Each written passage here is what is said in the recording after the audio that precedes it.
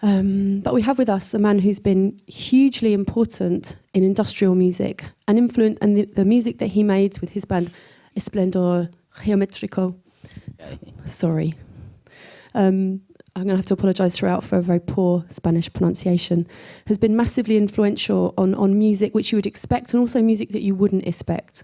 We're going to be hearing some of the music that he's been making recently because this is someone who has a creative lifespan that spanned many decades.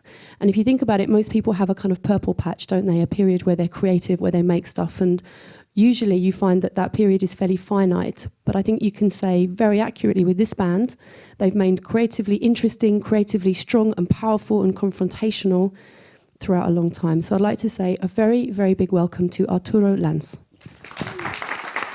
Thank you, thank you.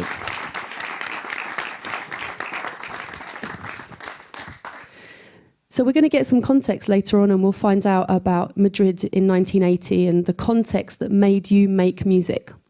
But before that, I'd like to hear some of the new music you've made. You've got an album which came out yesterday? Yes, just 2 days ago. Okay, 2 days ago. So we're talking something brand spanking new. Do you want to tell us a bit about the new record before we hear anything? Well, it's the music I make in my home at the night, trying to meditate with the music. This is the purpose in my music, something for myself, for meditation in the evening.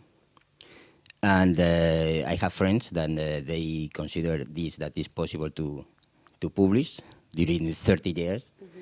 And then this is my career. It's no more it's no more secrets. No, I have to admit, I haven't heard this album, but the music I have heard of yours from kind of 1981 up to the stuff you did in the mid-80s and the stuff you did in the 90s was not what I would call meditation music.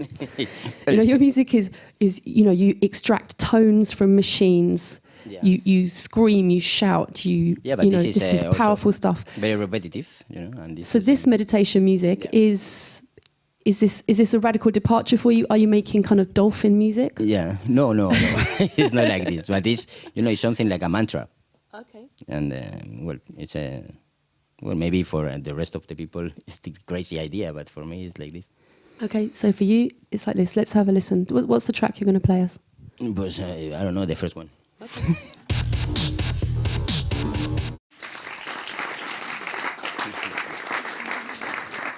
So we have meditation, industrial style there. Yeah.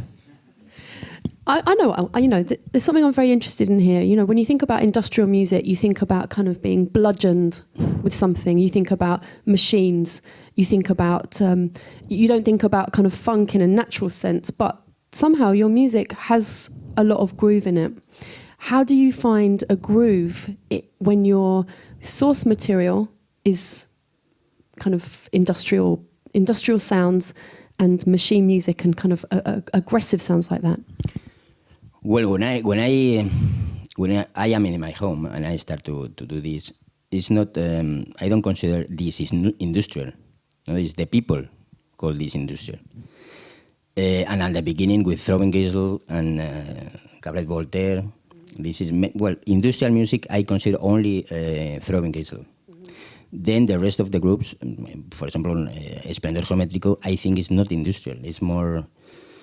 I don't know, repetitive music, something, but not industrial. Okay, so not industrial. Maybe dance music. But repetitive music. Yeah. Definitely. So for you, where's the groove in repetitive music? The groove? Mm-hmm. What is groove? Okay. Perhaps we started in a slightly too complicated fashion. Certainly for me today, I'm going to keep things simple. Yeah. Tell me about the beginning. Because you started making music in 1980 in Madrid. So obviously this is a time of great political change and also a period where people were reacting to the years of dictatorship. Can you give us a sense about what it was like to be young and creative at that point and what you were responding to? Well, I was 16 years old in the 1997. And we started in 97, 98 with a group, is El Aviador, that is one techno pop music. pop, more pop like techno. So this is your first band, Yeah. 1980. Yeah. Uh-huh. And in the 80s, the ambience and the in Madrid was very, with Almodóvar, and this time I started to make the short films, and it's like a movement, very free movement after that you say after the Franco, because the people, wants to do something, and at this time I heard Sex Pistols. And I realized that it's very easy to do something with the music and not have any idea about music. And then we start to do this, and until 80, then I started Esplendor Geométrico. Okay. So before 1980, you're in your band, you're inspired by the Sex Pistols, and you realize you can make music. Again, some people may have some understanding about what life was like in Spain under Franco, but other people may not be so clear. Can you give us a sense about what it was like to live under his regime? Was he very controlling of music and culture? And how is this something that affected everybody on an everyday level? Well, I was very young, and then when I realized that I live in one Franco regime, it's almost in the end of the situation, and then I didn't realize that I live in a dictator country. So it wasn't impacting on you personally? Yes, because it's you were too young. yeah, at the end of in the 76, I realized that before was no freedom at all. My family and explained me that it was terrible. And the people was until here of this situation. Now that I live in Beijing, but it's the same feeling. But when in Beijing, I think it's very similar to these years in Madrid. Now Beijing. Now, I want to ask you about Beijing and kind of your observations of that city. But I think for the moment we should just get ourselves back to the beginning of your musical career. So you're in this band, El Avidor. You're making kind of music that's, I don't know, somewhere around Kraftwerk kind of area? No. It's Not like at all. no, it's like This internet is full of lies, man. Don't believe anything you read online. So you tell me, what was the music like of that band? Well, it's pop. It's pop. Just pop. Pop, but we have some costumes. like Costumes? Costumes like the future and something. Futuristic like costumes. Yeah. And Always then like Divo. D-E-V-O. Okay, yeah, like Diva. Yeah. It's something, a copy. Totally copy. And yes, because in Spain it was like this. No? But actually, that's an interesting thing, isn't it? Because often the way people start creatively is to take something they like and to do it themselves, but to do it slightly wrong. And either that can be the beginning of your own creative path, or that can be, you can create your own sound as a reaction to the thing you do wrong. So would you say that actually that was the case for you? Yeah, it's the case. Of course, it's copy this, and I was the voice in the group. Even I don't make any music. And in the 80s, I realized that this was bullshit. No? It's terrible, and I heard something more interesting, and I started to do something more vital for me. So you said you heard something more interesting and you wanted to create something more vital. Yeah. What was it you heard that made you make a change from making pop music like Devo in costumes to something I started to as more vital? Throbbing Gristle. It was my Throbbing Gristle. It was my first group that I say, okay, this is incredible. And so how did you come across Throbbing Gristle? And do you recall how it felt when you first heard their music? And maybe do you have something to play? To illuminate. For Throbbing Gristle? Yeah. On there? Yes, I have, but I have something new. Yeah. Well. Okay, maybe just tell us then about your early interactions with this band. When you first heard them. With Throbbing Gristle? Mm-hmm. Well, I was in Switzerland, in Zurich, and I was in a shop of records, and the people in the shop were very nice. And they said, no, this is very good. If you look for something different, you have to hear this. And then You know, this is very important in the music and in the life. The lucky. No? I was very lucky that this man in the record shop was very interested to show me something new. Mm-hmm. So a random interaction in a Swiss record shop, and suddenly Throbbing Gristle into your life. Yeah, this is the. That's a powerful set of people to have in your household. Yeah. And then we started to do something more special. At the beginning it was pop in Esplendor Geométrico, a little pop, and I can put something of this. This is Moscú Estalado, no? Moscú. Moscú Estalado. You have Moscú Estalado? Maybe see if you can find it. Let's do a race. I think you're going to win. So this is a track. It was reissued on a Stone's Throw compilation recently. Yes, Minimal Wave Volume 1, where they collected kind of music that had been influential on electronic music that came from this kind of early electronic, repetitive, industrial world. And I think through that, a whole load of other people found out about your music. We can put this. It's another of this time that is very, very innocent music. It's like very in the 79. Pues this was is our first. I consider this the first song of Esplendor Geométrico. And is this one of the ones that you released on cassette? Yeah, no, it was a single. Uh-huh. It was so you did it as a 7-inch? Yeah. Okay, because you also released some cassettes as well, didn't you? Yeah, were these things you did yes. These were things you did yourself? Yeah. After this record is a cassette, the first cassette. And so how important was it for you to be in control of your own material, both kind of financially, in terms of the sort of the structure, and also in terms of creative freedom? It's no other way in Spain at this time. This kind of music was impossible to even to play live. It was impossible, and the people didn't understand anything about this music in Spain. So why was it impossible to play it? Because no one wanted to come and see you, or because it was considered too controversial? Yeah, very controversial, and they thought that I was a crazy. This is in the 80s. The people in Spain was focused in the pop and in to be happy and to be fun. Mm-hmm. And if you do something that's not funny, you have like you were like that another planet. No, this is so and the people don't speak with you. Don't say okay, this is crazy.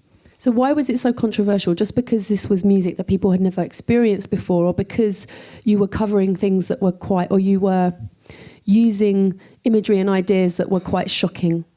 Yeah, it's because we were a little against this, and we were a little against these people, and then we use some the words of the songs. It was a little heavy. Mm-hmm. And now I think it was impossible in Spain. Nowadays, I think it's impossible to do this kind of words for the songs, mm-hmm. because maybe you're in the jail. So you think you would be imprisoned if you made nowadays, music now like you made in the 80s? Yeah, with the words, yeah. How do you feel about that now? Are there any pieces of music that you regret, or do you believe that artists should never censor themselves, regardless of how offensive other people might find it? Now I don't do anything about this, because I don't need. But at this time, with 16 years old, I think we need to do something in Spain like this. So when you're talking about yourself being 16 years old, so do you think that's just the kind of impulse of that point of your life, or the impulse of someone who was coming out of a country in dictatorship? It's a reaction against some people that think that the music only is joy and funny. For me at this time it was not like this. So you wanted to make music that was not joyful and not funny. Yeah. Can you tell us a little bit more about how that showed itself, or maybe play us some other music which is kind of fits into this category? For example, this one. And this time it was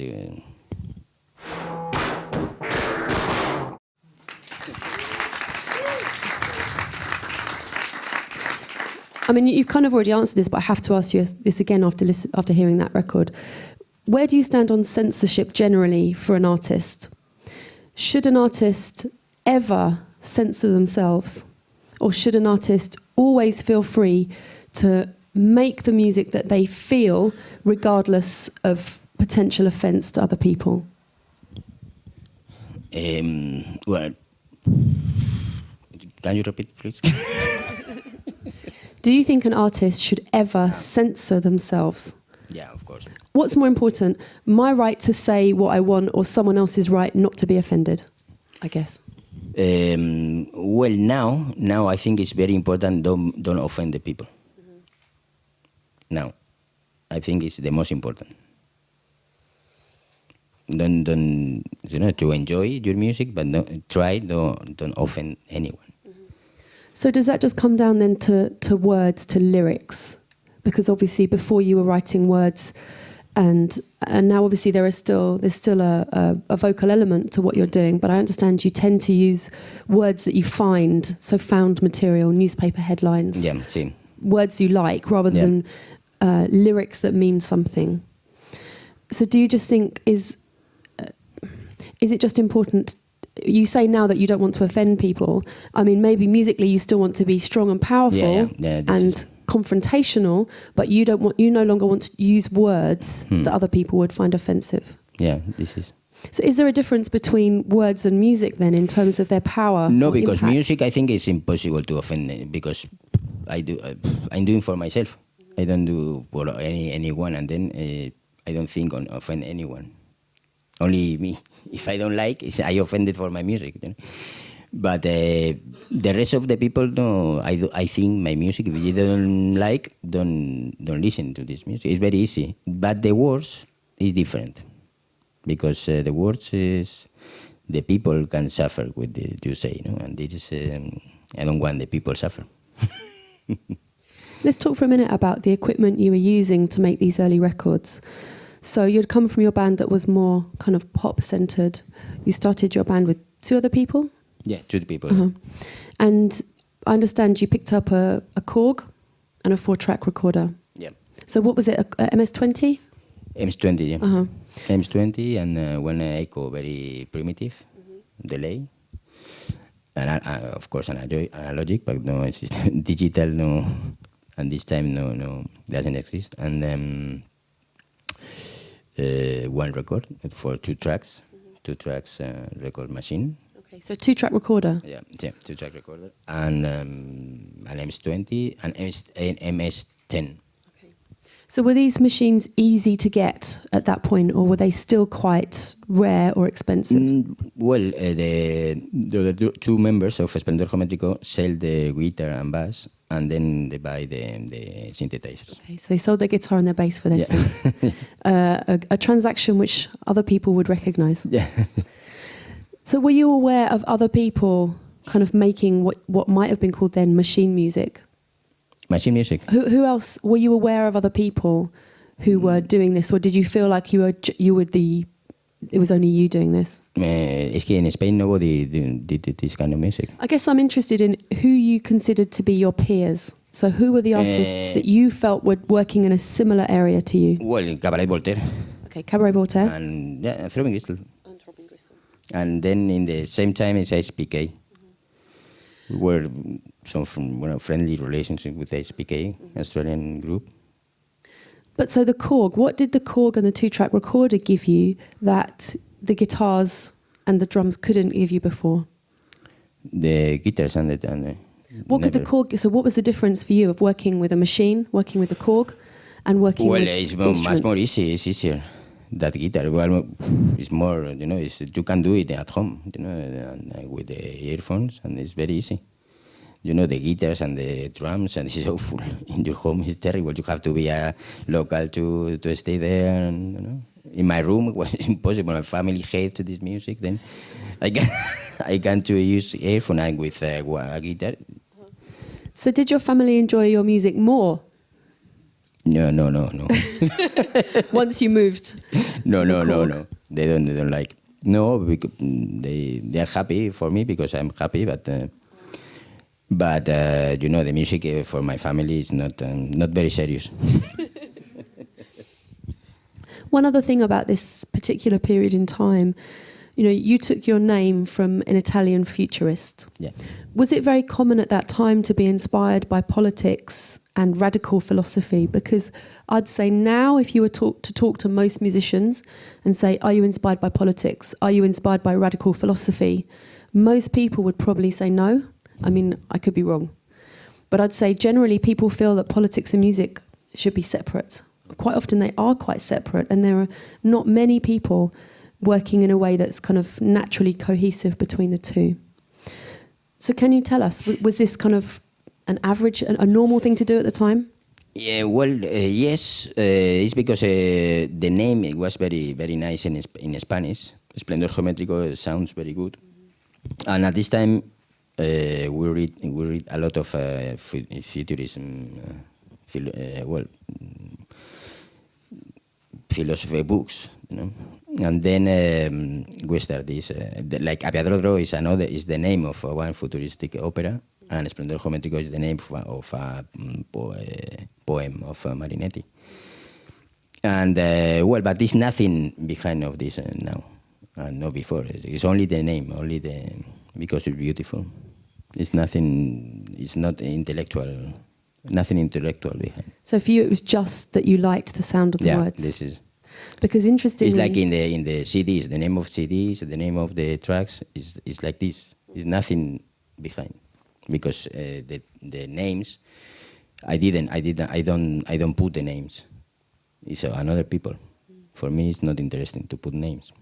Is that because you think that you want the listeners to have the freedom to take what they want from it? Yeah. Even for me.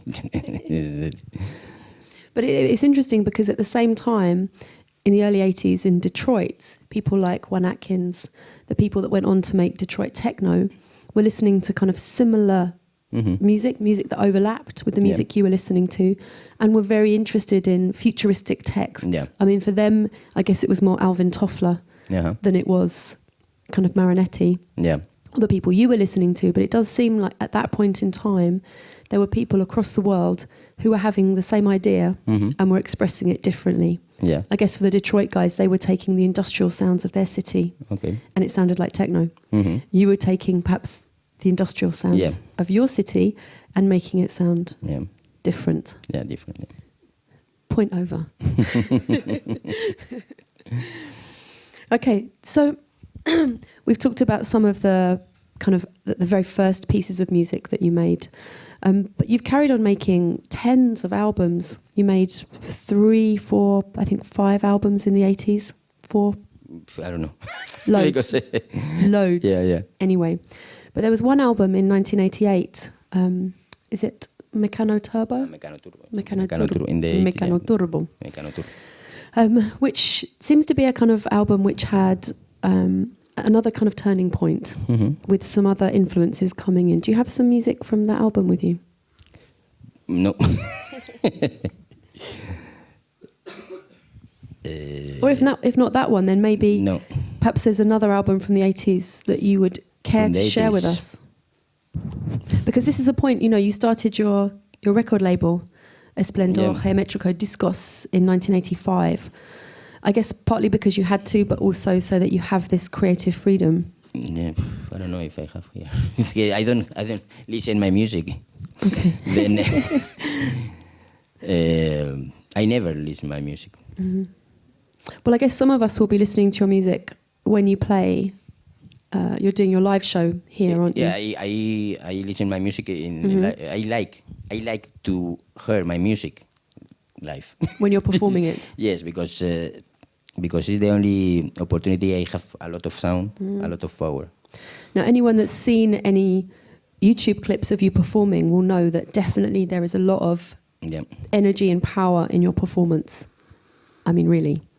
Yeah, and then when for example, this last CD, but maybe in 1 week I am not going to listen again because it's very boring for me. But what will you be performing when we see you play here? Yeah. What will you be performing? Yeah, it's some this last one, the last ones, because it's the most enjoy thing to, because in the old one it's terrible, It's very boring. This is the thing. I mean, how do you? I guess partly it's obvious, but when you've been making music for a long time and people are interested in a certain period of your music, how do you keep pushing forwards? How do you keep kind of creative power in your music when probably people want to just listen back to the old stuff because it's easier now? Because I don't think in the people, about the people when I make music, this Moscú está al lado is in this recompilation of. Yes. It's terrible. This for me, this track, I don't like it. I don't like this track. Is it just because it's no? Well, I consider my music when I made. I don't consider this my music anymore, because I don't recognize me in the music I did in the past. Always in the new, because the past is past. No exist anymore. It's only the present. So you're a true modernist. Yeah. In that sense of like always having to be doing the music you do now. Yeah. Now let's stick with a minute for the live performance, because I've seen clips of you on stage. Like you're banging things, you're storming around the stage. You're very present on the stage. You're kind of like pretending to hang yourself. You've got your microphone in your mouth. This is a very it's a very strong way of performing. Specifically with the thing to do with the microphone, like actually swallowing the microphone and performing with it, kind of, so you don't need any hands, you're holding it in your mouth. How did you start doing that?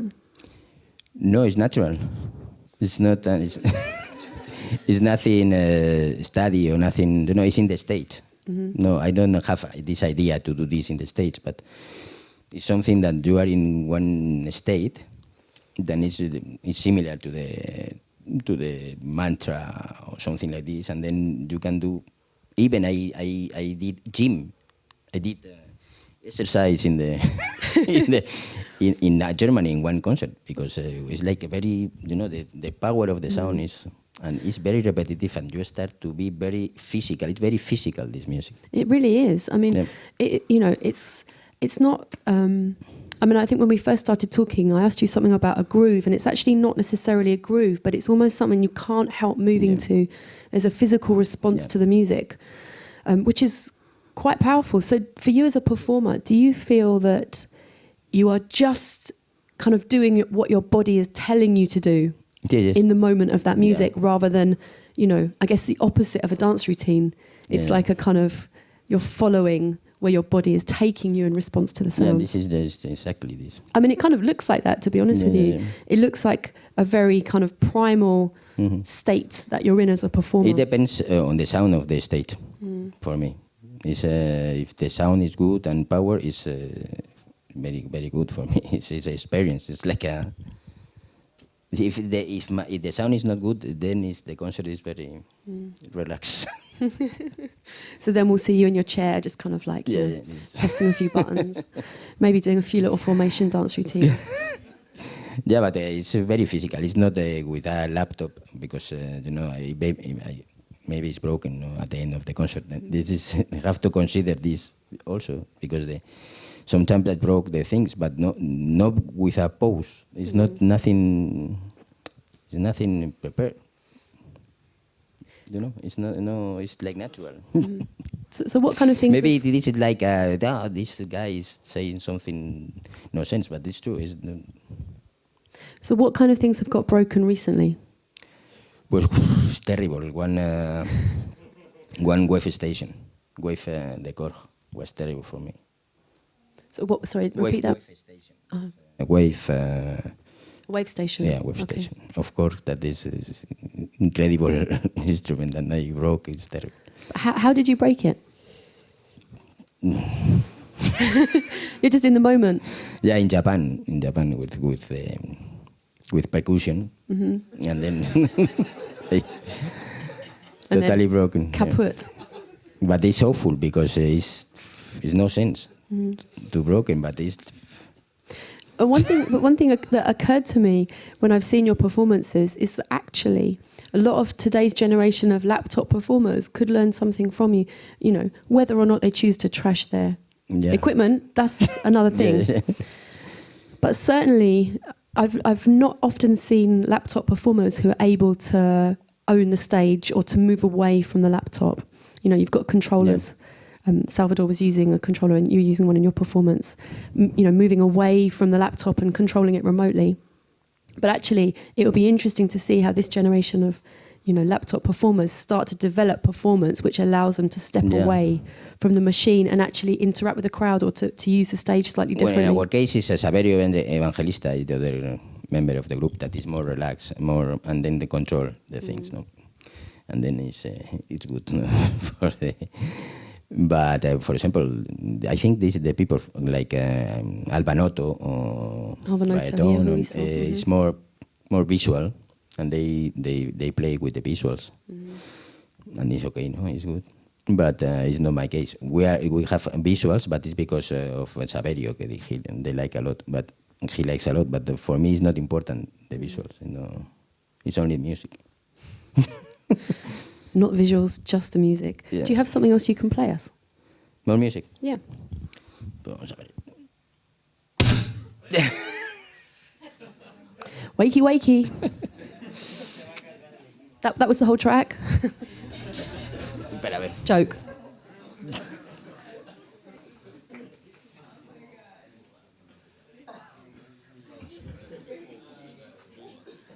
¿Se oye algo, no?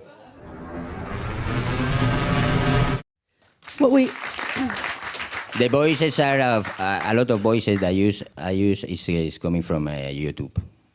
You use YouTube voices? Yeah. So kind of like... This is like I look from a woman screaming, and then it's a lot of... So why do you think aggression is such a kind of powerful emotion in your music? Aggression? Yes. No, I don't think it's not aggressive, the music. What do you think it is?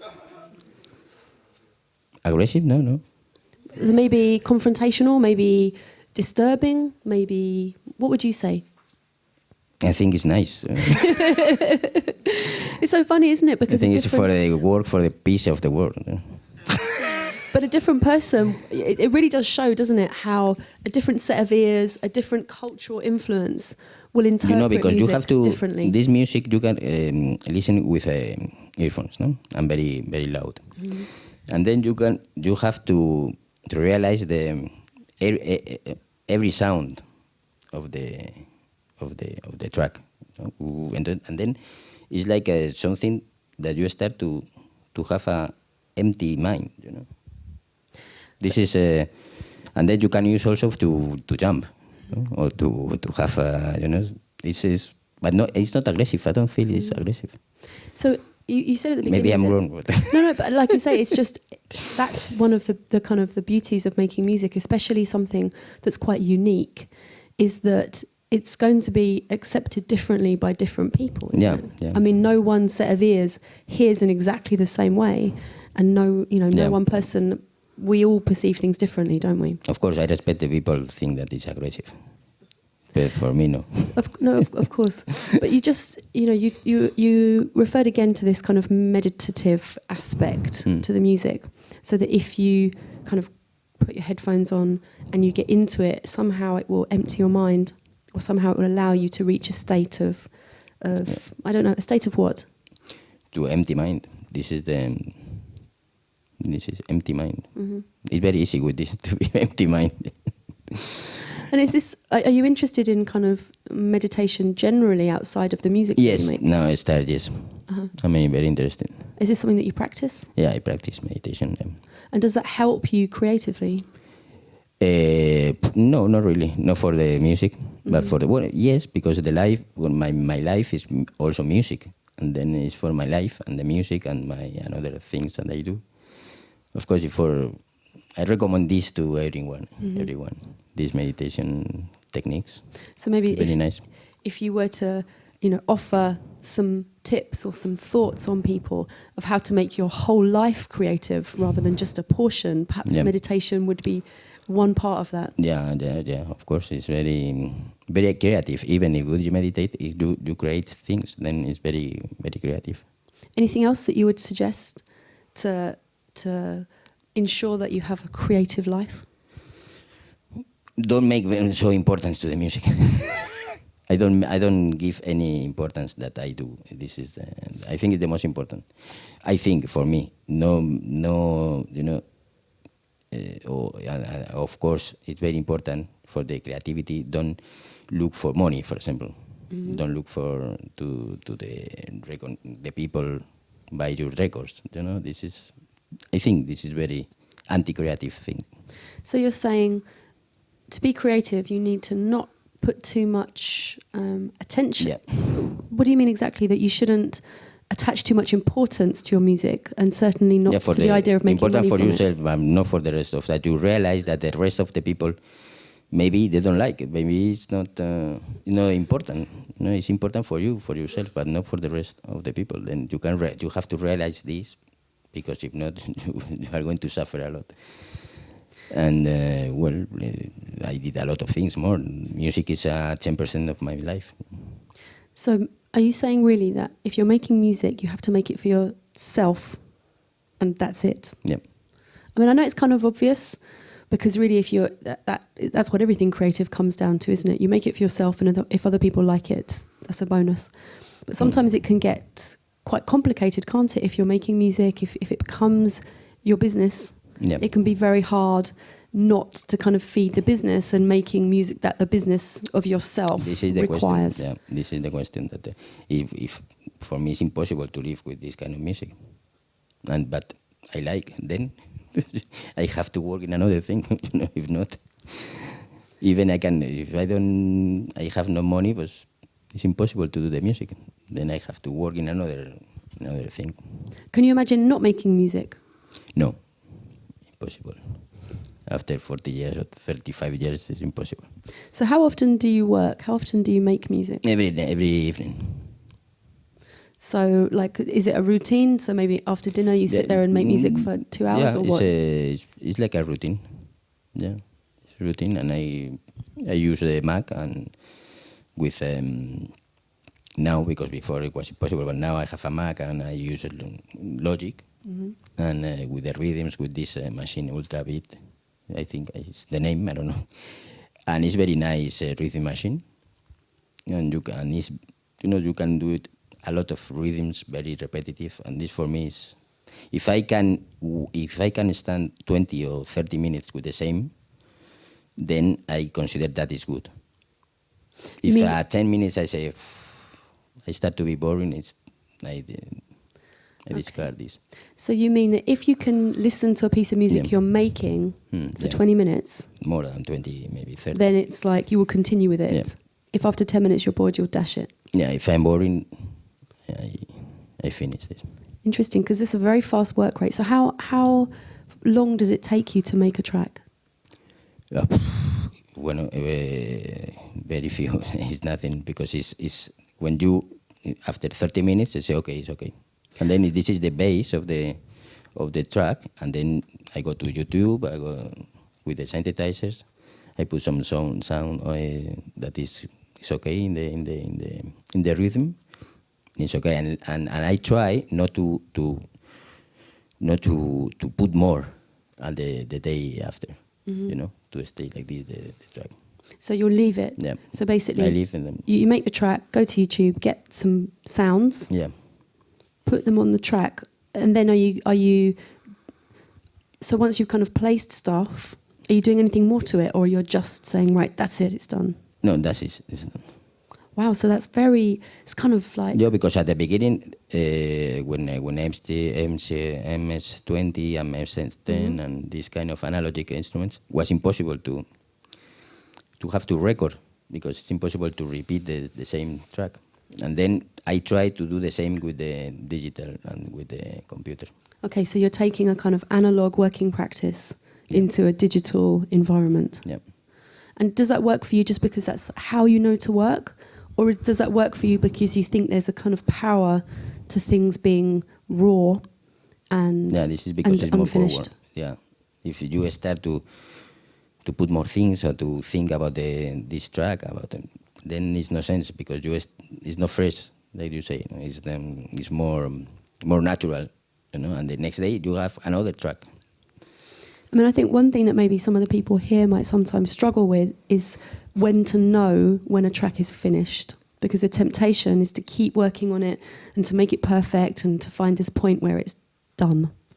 Now, your solution is very simple. If you're bored, it's no good. And if you can live with it for 20 minutes, it's done. Yeah. Do you have any other suggestions of how maybe some of the people here can know when a track is finished or to give themselves the kind of confidence to step away from a track and move on to something new?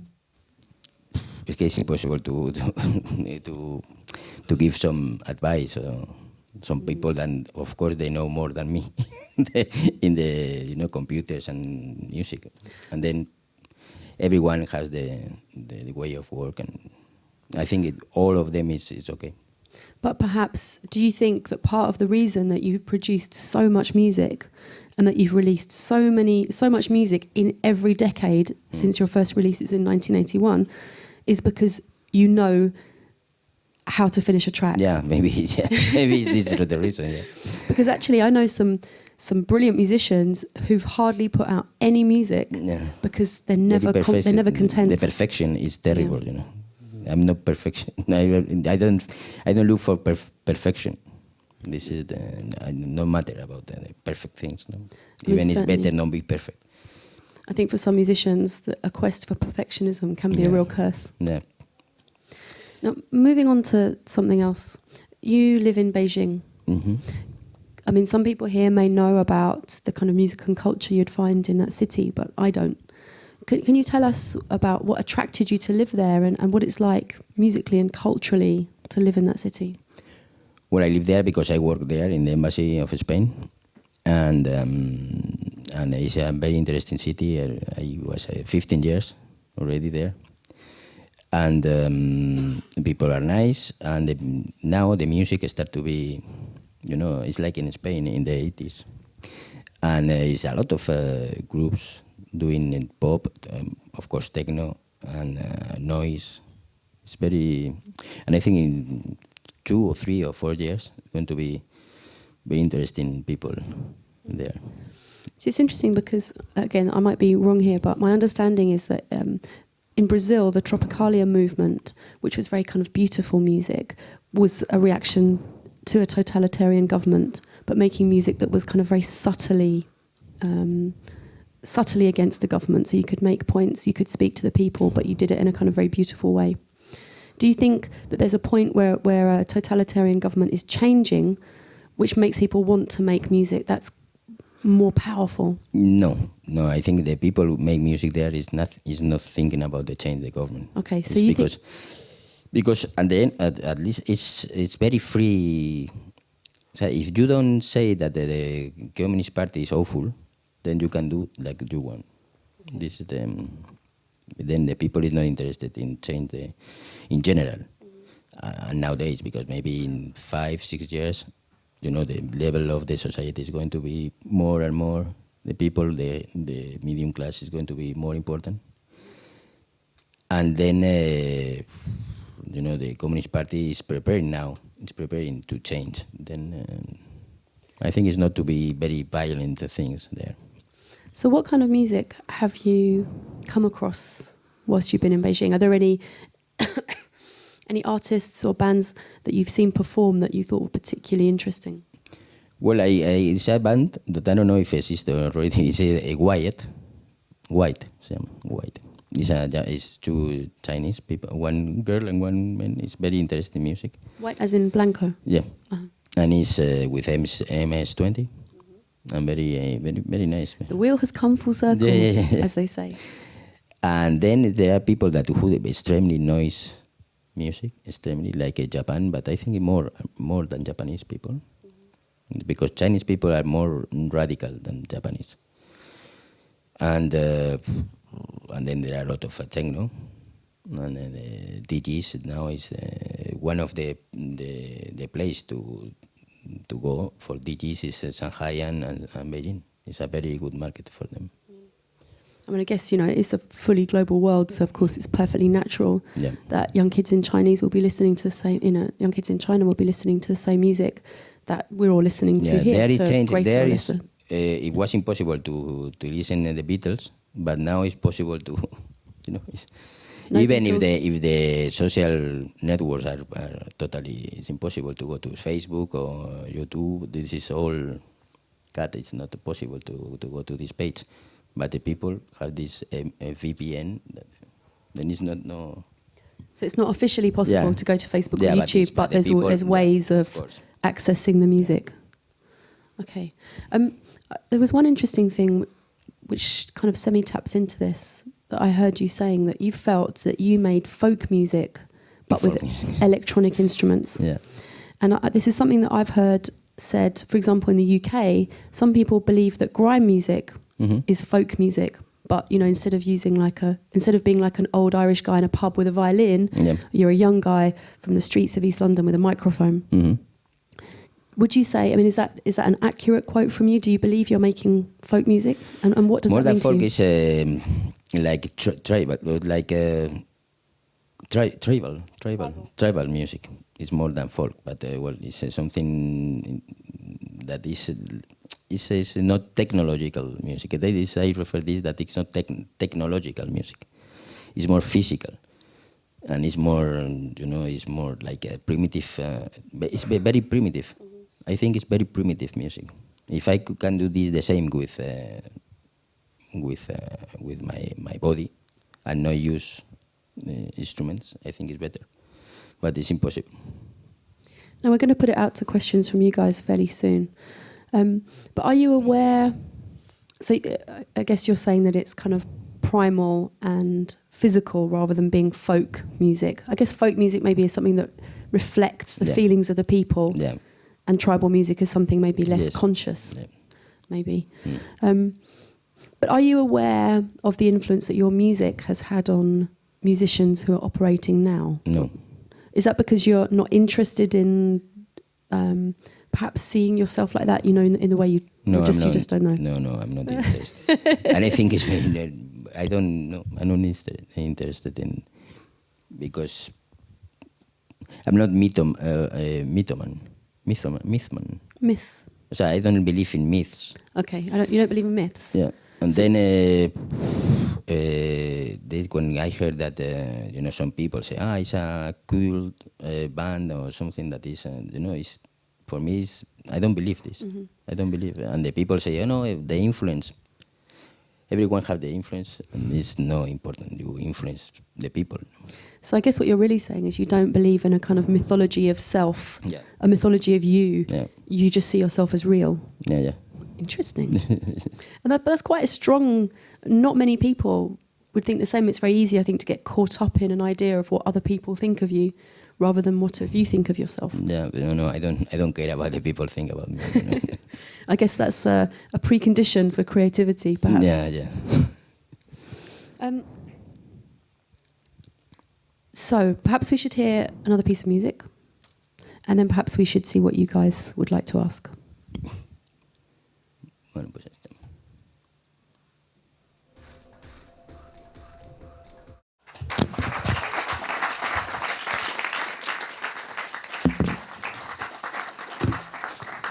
I definitely got that zoning out thing there. And judging by everyone else there, I feel like quite a few people did too. So, questions. Can we get the radio mic out? Who's going first? Hi, you said you live in Beijing now. Did that change your music in any way? Not really. No. Well, maybe yes, but I don't realize. It's not no influence in the music, the place you live, I think. I think this is an interesting thing actually, because I've heard you say, that you're not really influenced by anything. Do you think that again is just the way you prefer to operate, to not really recognize influences and instead just to do it less consciously? Maybe it's influence, but I don't realize. So maybe I opened for the influence, but I think maybe I'm wrong, but that living in Beijing, is not influencing my life, of course, and in the music, if but I think in Madrid, I do the same music. It's not important the place. It's But do cities more sound inner different? space. No? Sorry. Say that again. It's like inner space. Okay, so you make music from an inner space rather than external space. Interesting. But do cities sound different? Does Beijing sound different to Madrid? Sí, of course. They sound very, very different. Could you tell us could you describe the sound? The sound in Beijing is, you can listen, the sound of the people, 24 hours a day, and the scream and the traffic. You have not any place, only in your home, that is quiet. This is it's a lot of noise in Beijing. Madrid, no, of course, but Madrid, some you can go to a place that is nobody. But in China and in Beijing, it's impossible. Whereas I've noticed in Madrid a lot of birdsong. Yeah. A lot of birdsong in the city. You don't have too much birdsong in central London. Yeah. Lots of pigeons. They are the pigeons is totally dead for the pollution. Damn, the pigeons seem to be the only thing that survived in London. Everything else seems to be gone.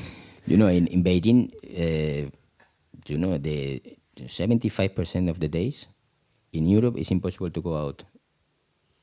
It's the 75% of the days in Beijing. You have to stay at home in Europe. You can't go in the streets? Yeah, it's impossible because the pollution. I didn't know this. With this level of pollution, in Madrid, it's closed the streets. But in Beijing, it's the 75% of the... 75% of days? Of days is like this room, like this pollution. So how do you get to work? The people are very strong there. The Chinese constitution Yeah. wins out. Excellent. Okay, another question.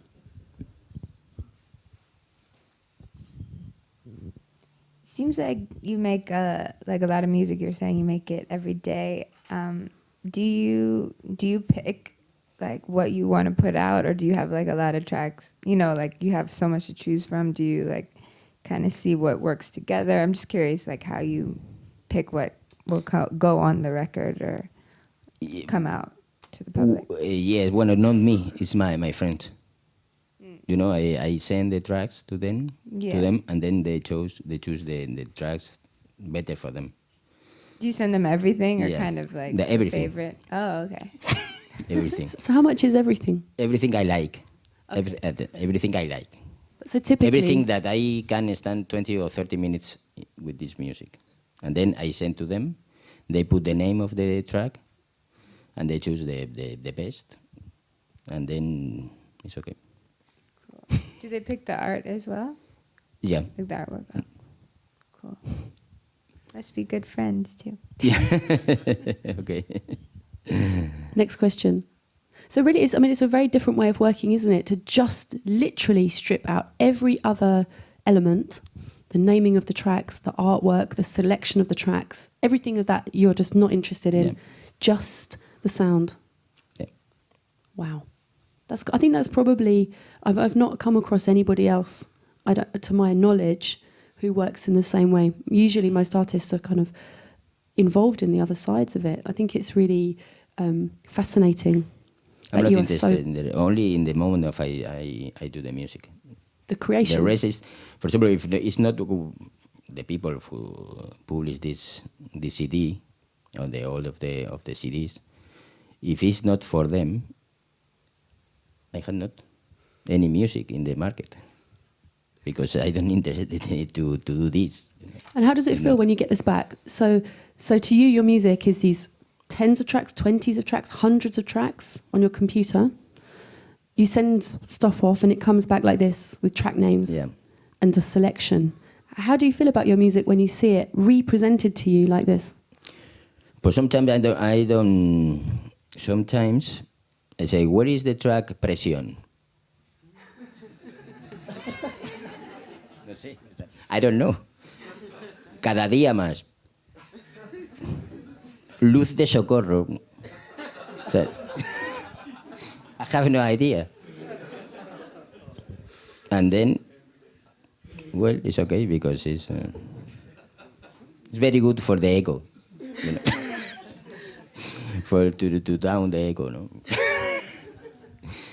And you know, the photos is nice.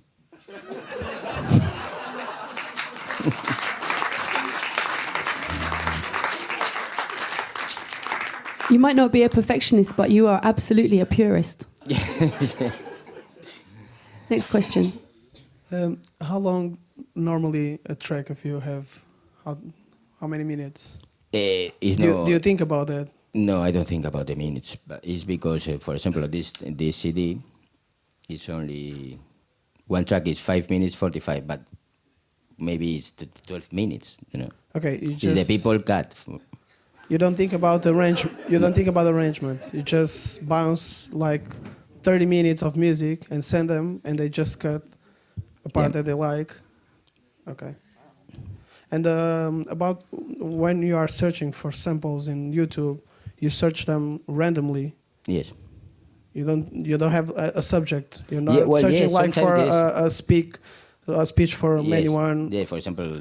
Or you just like seeing random YouTube videos and okay, I like this and I like this. No. For example, I look for this woman screaming. I mean, what happened? No. Okay, you just put like screaming woman. Screaming woman. Then. Okay. Or Japanese speeches. Okay. Or and then it's a lot of and then it's very very nice because it's very good use this. And then this is okay for this track. Or for this track, or for another one. Yeah. So in any track, you can put the voices that you find in YouTube. That is very very nice in the sound. You only search for voices on YouTube. Yes, voices. Okay. Voices. But normally your tracks have like you don't know how many minutes do you. No. Do you send them? No, like, because I sample. With the sampler. Yeah. I use the YouTube.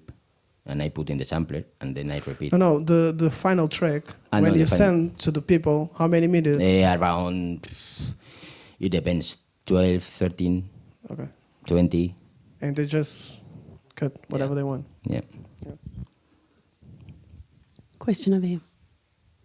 And another thing is, for example, I do a track, and then myself, I cut the wave of the track, and I put in a loop, and then I repeat another 40 minutes, and then it's like so I do 20 minutes, and then I choose one very short loop in the wave, and then I repeat again, and then this is a very repetitive because it's the repetition of the repetition. Then it's very good, no?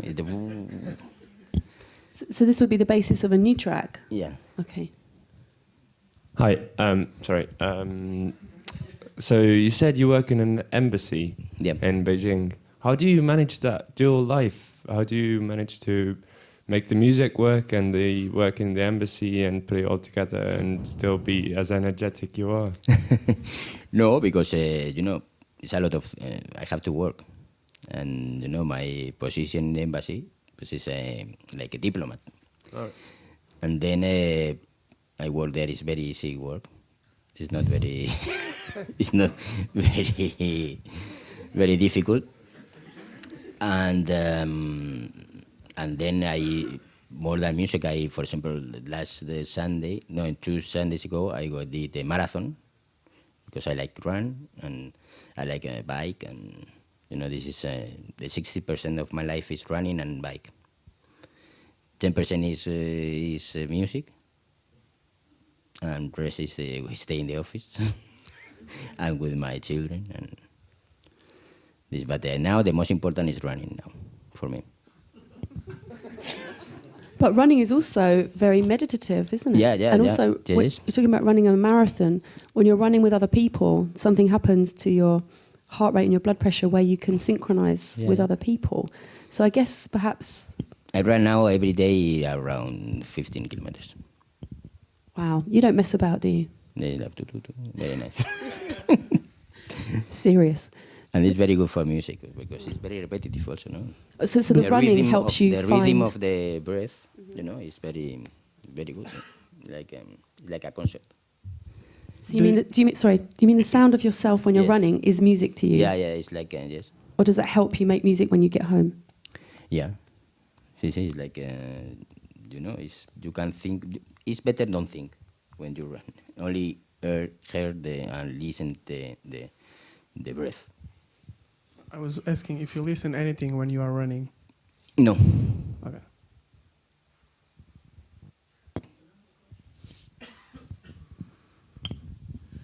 So you're talking a lot about the repetitive music, right? So do you try and go to some other time signatures in repetitions rather than just a 4x4 or an 8 beat, like 5 beats or 7 beats? No, I don't think about it. No? No. Okay. No. No, now you are from India. India. Es que now I like a lot the Indian music, for example. In my I heard a lot of these kind of things. I can put that I like a lot for the.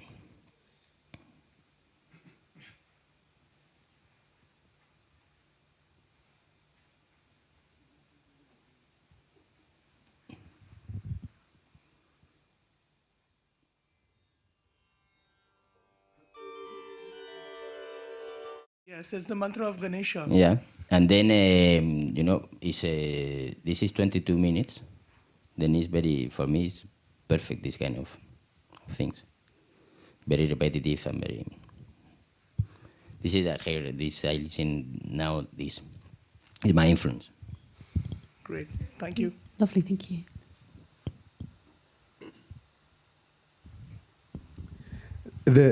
The word repetitive has come many times in your expression.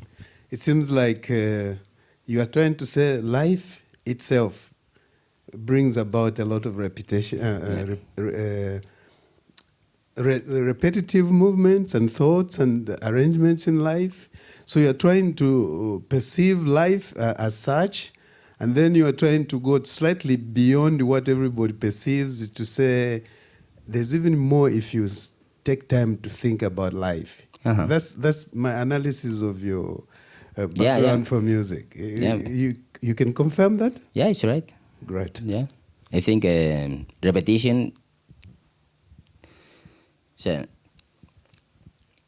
the repetitive way of music to do the things, it's a moment that your mind is totally empty, and you realize something that is no more repetitive.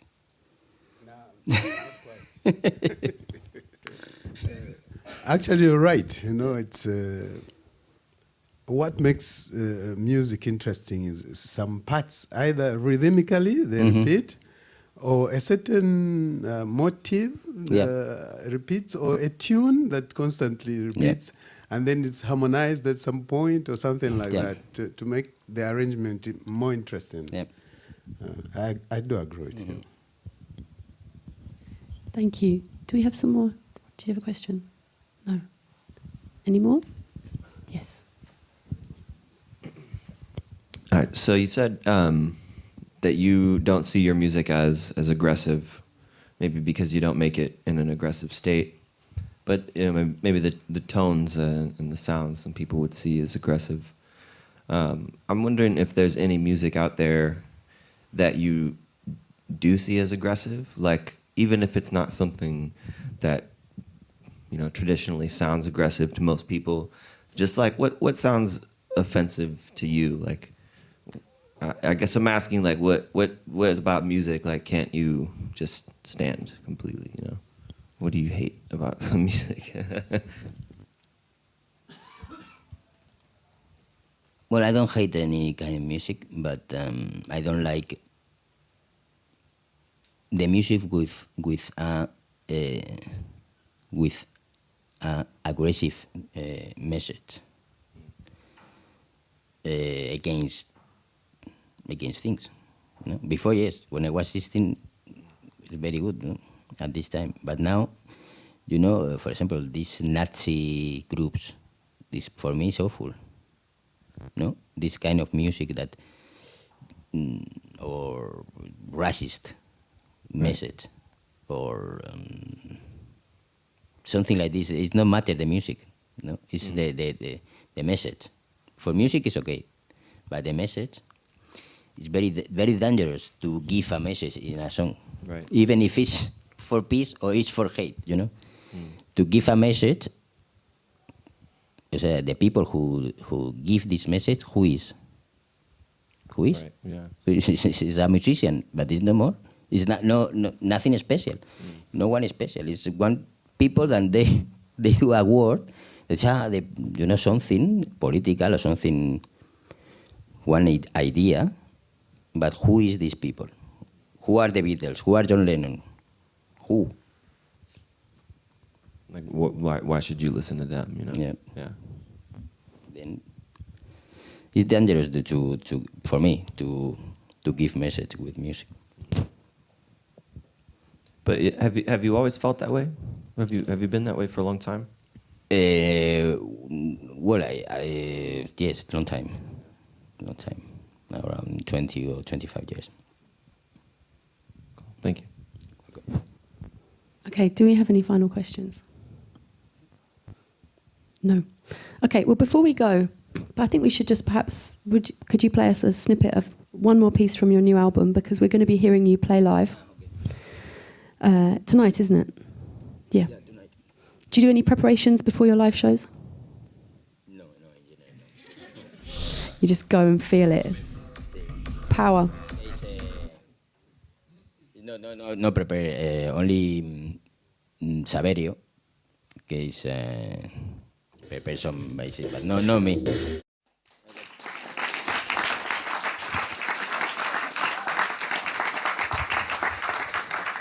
So really the only thing that's left to say is Arturo Lanz, that's been absolutely fascinating. Thank you very much. Thank you to you.